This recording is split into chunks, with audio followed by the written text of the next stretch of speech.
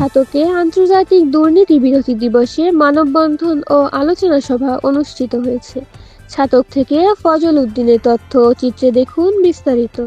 সুনামগঞ্জের ছাতকের দুর্নীতির বিরুদ্ধে তারুণ্যের একতা গড়বে আগামীর শুদ্ধতা।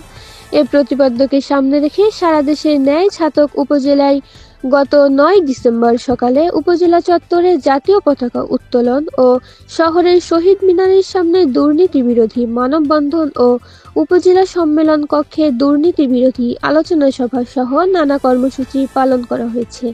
মানববন্ধনে উপস্থিত ছিলেন কাস্টমস ও ভ্যাট সার্কেলের অফিসার সহ রাজস্ব কর্মকর্তা মাসুদুর রহমান, ইসলামী ব্যাংক বাংলাদেশের পিএলসি শাখা ম্যানেজার কাজল মিয়া, উপজেলা নির্বাহী কর্মকর্তার কার্যালয়ের উপ-প্রশাসনিক কর্মকর্তা জিতেন বর্মন জয়, জাহাঙ্গীর আলম, জয়দেবচন্দ্র দেবনাথ, ছাতক সরকারি বহুমুখী মডেল উচ্চ বিদ্যালয়ের সিনিয়র শিক্ষক অজয় কৃষ্ণ পাল, পেপার মিল উচ্চ বিদ্যালয়ের শিক্ষক তমাল পোদ্দার, কাজল চন্দ্র দাস, সিমেন্ট কোম্পানি উচ্চ বিদ্যালয়ের শিক্ষক দীপিল মজুমদার, বিট ফরেস্টের কর্মকর্তা বশির আহমেদ, রূপালী লাইফ ইন্স্যুরেন্স কোম্পানি সিলেট বিভাগীয় প্রধান মর্তুজা মিয়া তালুকদার, ব্যবসায়ী আব্দুর রহমান, সাংবাদিক আরিফুর রহমান মানিক, উপজেলা প্রকৌশলীর কার্যালয়ের উপসরকারি প্রকৌশলী আয়াতুজ্জামান, সমবায় অফিসের রজত কান্তি দাস, শিক্ষার্থী শাহিন আহমেদ, ঋত্বিক পাল, জামাল উদ্দিন, দিগ্বিজয়কর রাজু, সোহেল আহমেদ প্রমুখ।